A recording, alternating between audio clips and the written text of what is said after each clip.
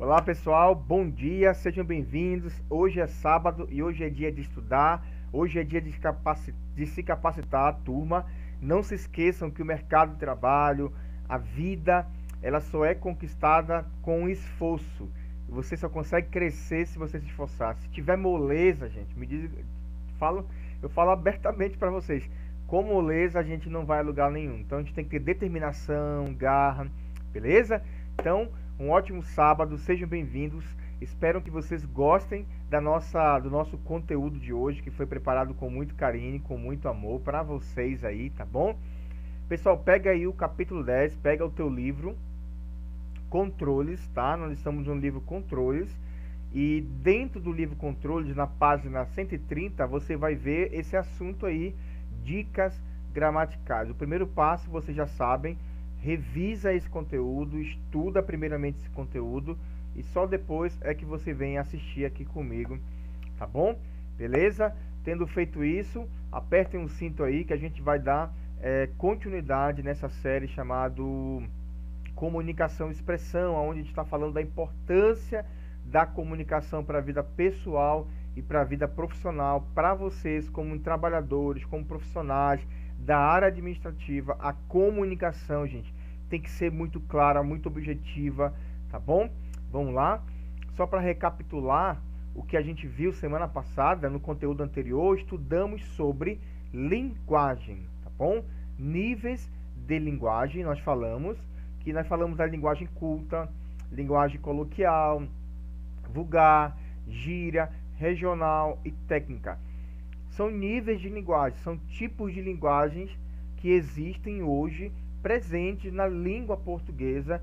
E aí eu dei uma dica, eu falei algo de muito importante, que a gente precisa ter cuidado. Qual é o cuidado que a gente tem?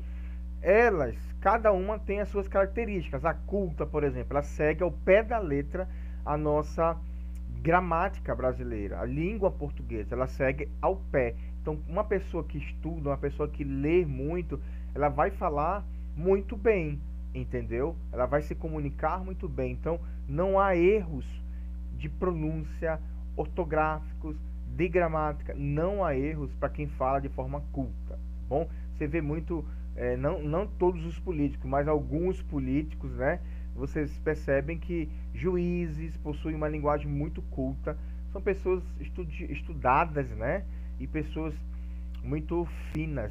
Coloquial já existe aquela utilizada no dia a dia, a linguagem coloquial.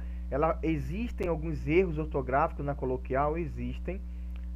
Muitas vezes, ó, olha, o costume do brasileiro, por exemplo, na língua coloquial, nós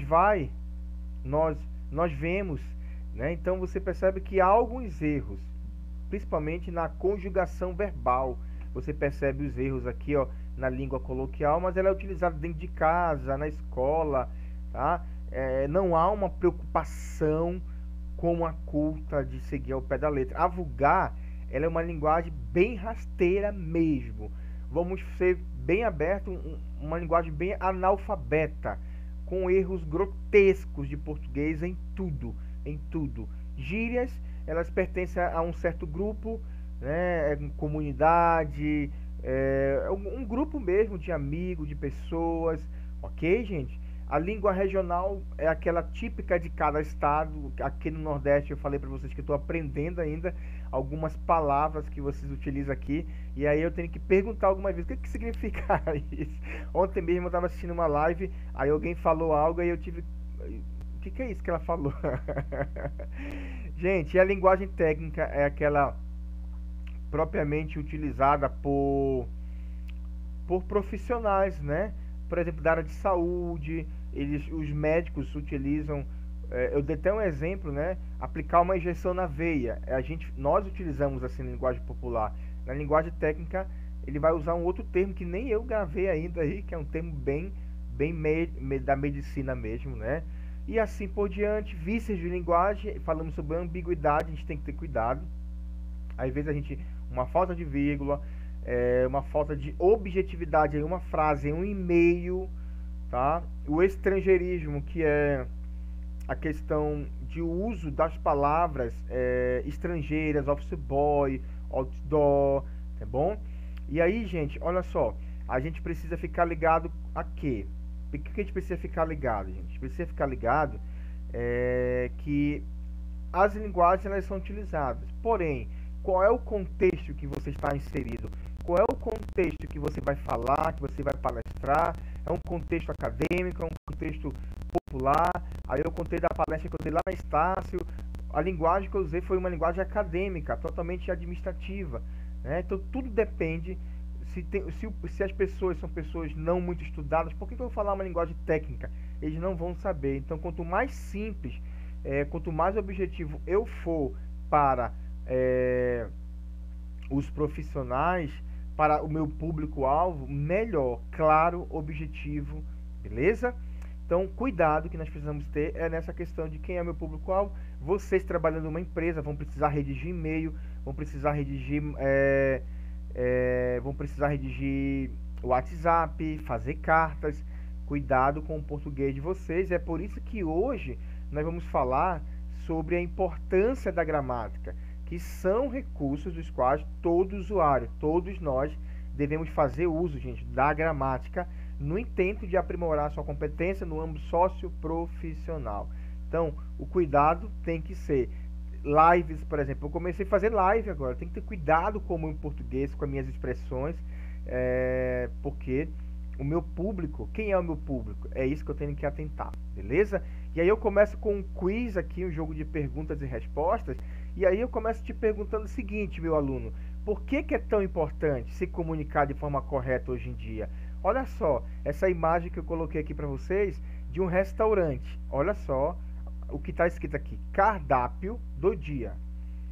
Salada, tá certo, salada, não é com C cedilha, é com S, tá? Arroz, está errado? Está errado. Feijão, batata doce, olha o acento grotesco, carne com K, de panela, cozinhada, meu Deus, calabresa, acebolada, cadê o C aqui? Cadê o C aqui? Promoção, cadê o C cedilha? 9 contos. Gente, a comunicação ela é muito importante. E todos nós, eu falo assim, precisamos aprimorar, crescer mais, melhorar o nosso português, sabe, gente? Melhorar mesmo. Se preocupem. Independente de quem é seu público-alvo, falar bem é lindo. A minha mãe, eu admiro minha mãe, é uma grande pedagoga da educação, muitos anos, foi professora e trabalha até hoje, está nativa. A minha mãe, gente, ela tem um português muito fino, muito... É lindo você ver alguém. Então é importante, independente do cargo que você esteja, independente do cargo, falar bem é lindo, é importante, chama a atenção, acaba sendo um marketing pessoal para as pessoas. E aí, gente, falando de gramática, você vai olhar aí no seu livro que existem alguns exemplos. Aí eu trouxe aqui para vocês alguns exemplos que, de forma comumente, o brasileiro ele erra muito, tanto em escrever, tanto em falar. Por exemplo, o uso do meio e do meia nas palavras, nas frases, tá? Olha só, primeiro vamos falar do meio. Meio, para mim usar o meio, ó, significa um advérbio de intensidade e não varia. Presta atenção, não há variação. Sempre quando eu for usar meio, eu tenho que expressar intensidade, tá? Aí, olha só, ele está meio triste. Ficaria mas é masculino, ele e ó.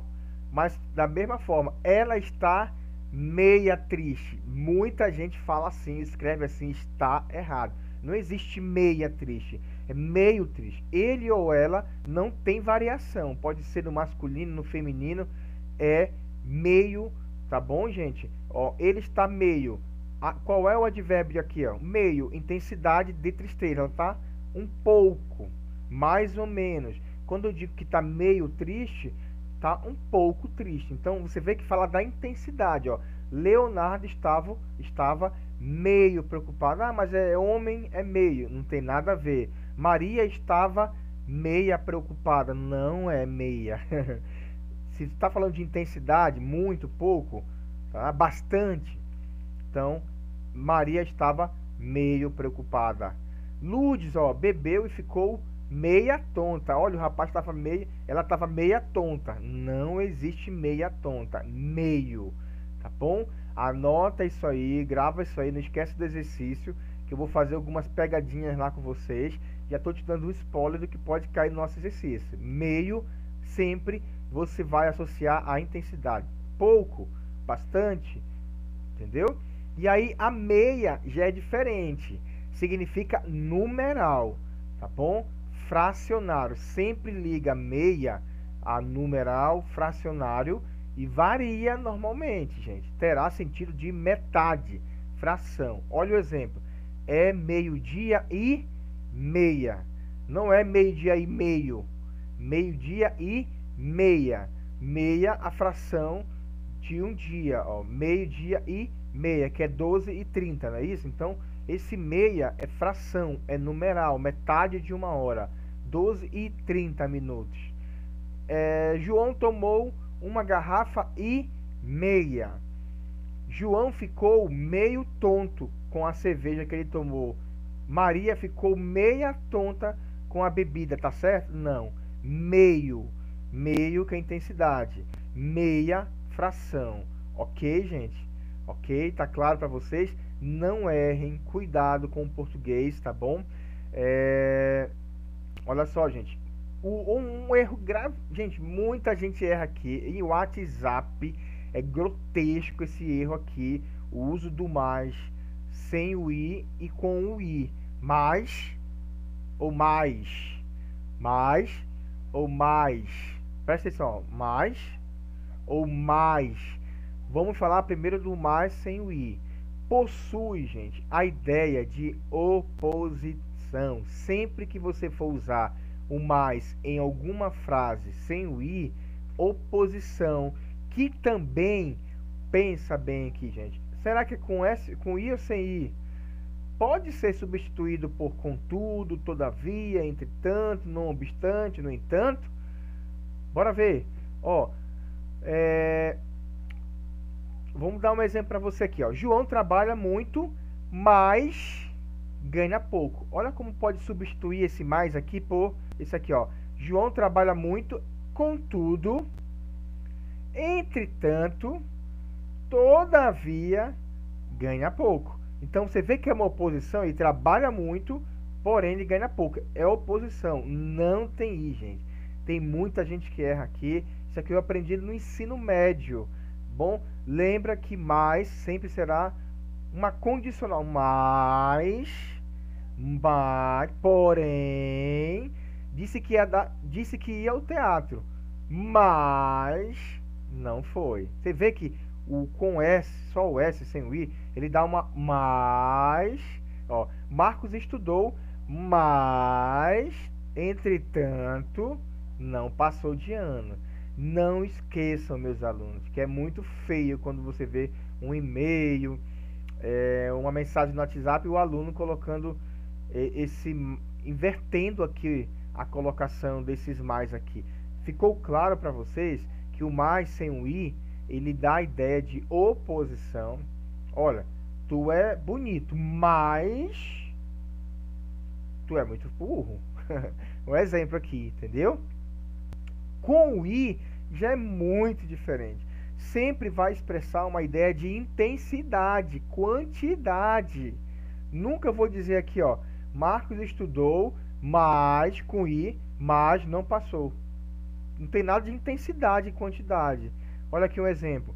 Era o mais romântico. João era o mais romântico. É intensidade, ele é mais. Não tá nada de oposição, ele era o mais, ó, mais. Venceu, mais uma vez, quantidade. Não gosto mais de você.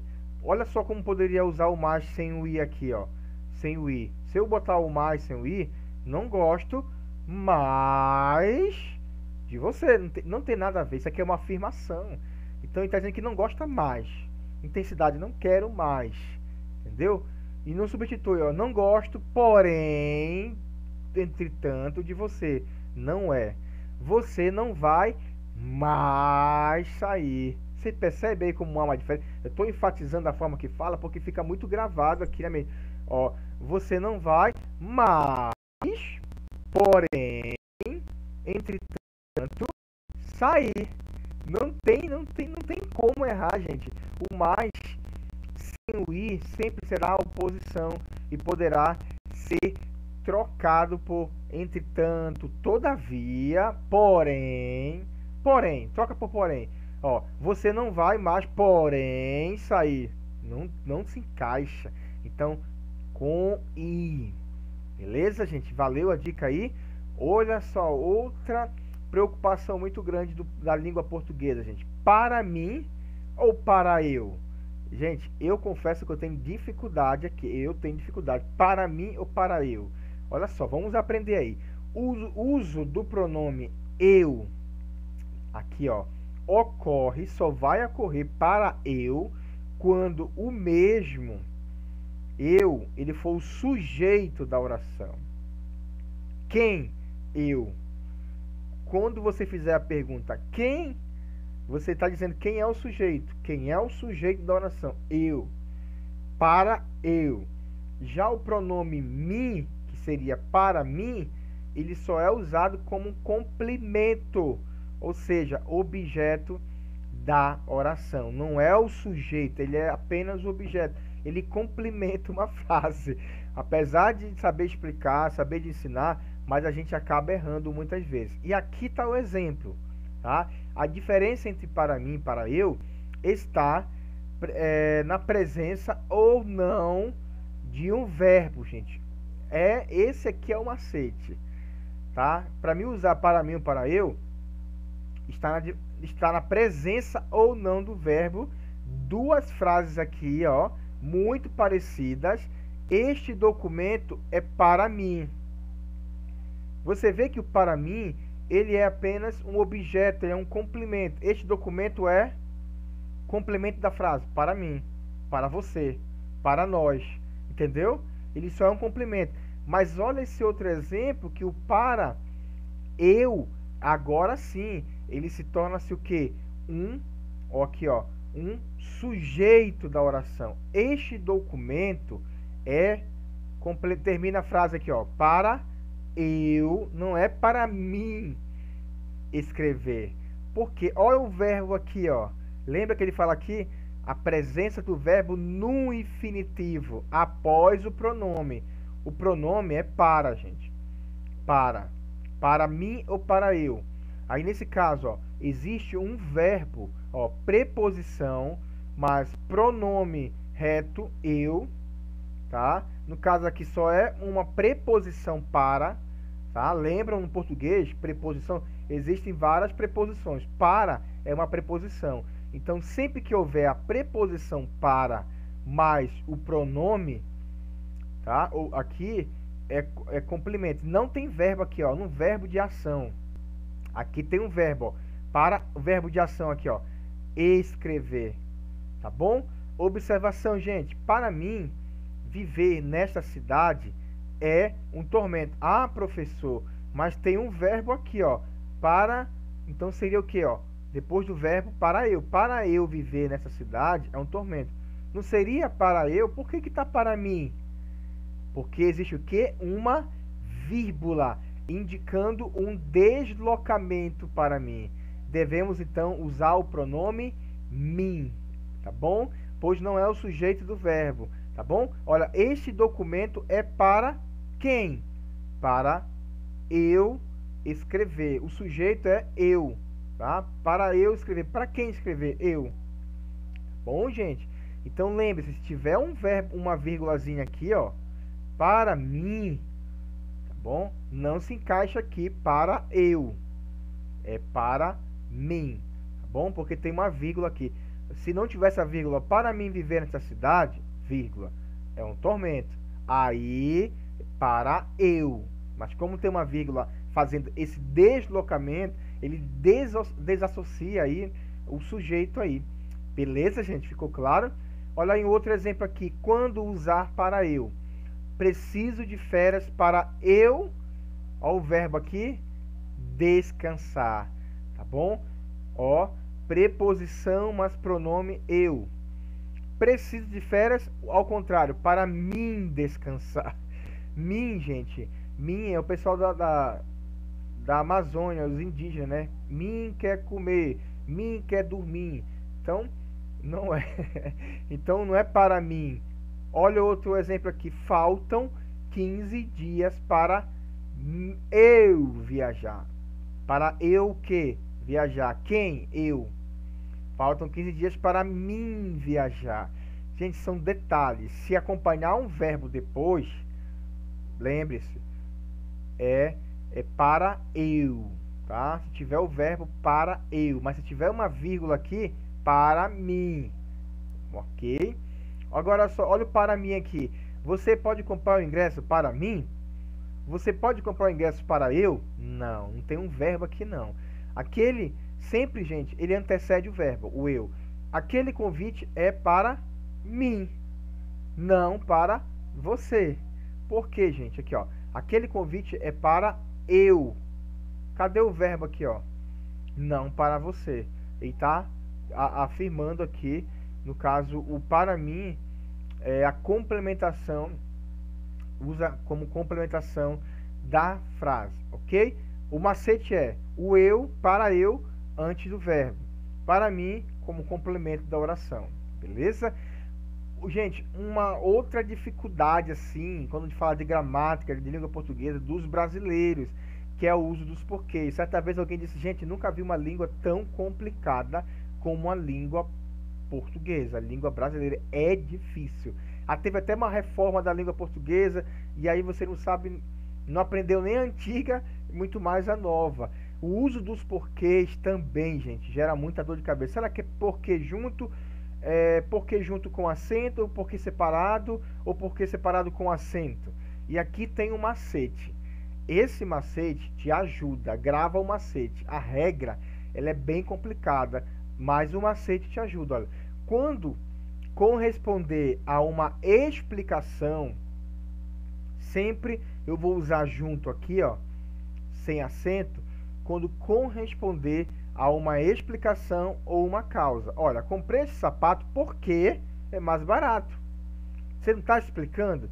Junto, sem acento. Porque você está explicando, tá bom? Agora, o porquê com acento é quando esse porquê aí, ele assume um papel de substantivo na frase, entendeu? Com acento.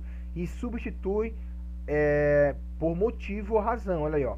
Não consigo entender o porquê. Artigo o, substantivo porquê. Não sei o porquê, o motivo, a razão de sua ausência. Então, tem que ser escrita junto com acento. Porquê separado, esse aqui eu nunca esqueço, gente. Esses dois aqui eu tenho muita facilidade aqui. Esse aqui e esse aqui. Porque sempre ele vai entrar em perguntas em início de frase, gente, ó. As palavras razão e motivo, ó. Por que você comprou este casaco? Sempre em início de frase, sempre, sabe? Sempre. Mas, ó, isso aqui pode estar em início de frase. Qual o porquê? Aqui, ó, esse aqui, ó. Qual o porquê? Porquê assume o papel de substantivo, o porquê. Mas aqui eu não estou dizendo o porquê. Por que vocês não foram para a praia? Por que vocês não quiseram sair ontem? Por que vocês faltaram na aula? Sempre aqui, ó. E o porquê separado com acento é quando vier antes de um ponto, seja final, interrogação, exclamação, e tem que ter o significado de por qual motivo. Olha aí, estudei bastante ontem à noite. Sabe por quê? Você vê que ele acompanha, então, um sinal de interrogação aqui, ó. Tá bom? Poderia ser exclamação, poderia ser no final. Então, ele sempre tem um significado de qual motivo. Você quer saber qual motivo? É muita coisinha na cabeça, né, meu povo? Mas se apegue-se ao macete, como eu falei para você aqui, para eu antes do verbo. Aqui, início de frase separado sem acento. Aqui, o porquê junto com acento, como papel de substantivo, porque tá dando uma explicação, tá? Olha, eu não passei de ano porque aqui, ó, tá? E porque separado sempre quando tem ligado a esse acento aqui explicando o motivo. Beleza, minha gente? Mais uma aula, mais um conteúdo importante sobre comunicação, onde a gente falou aí, gente, sobre deixa eu só repisar aqui, sobre o uso dos porquês, o uso do para mim, o uso do para eu, tá? Espero que tenha ficado muito claro, mais com S, sem o I, né? Mais com o I. Espero que tenha ficado muito claro para vocês.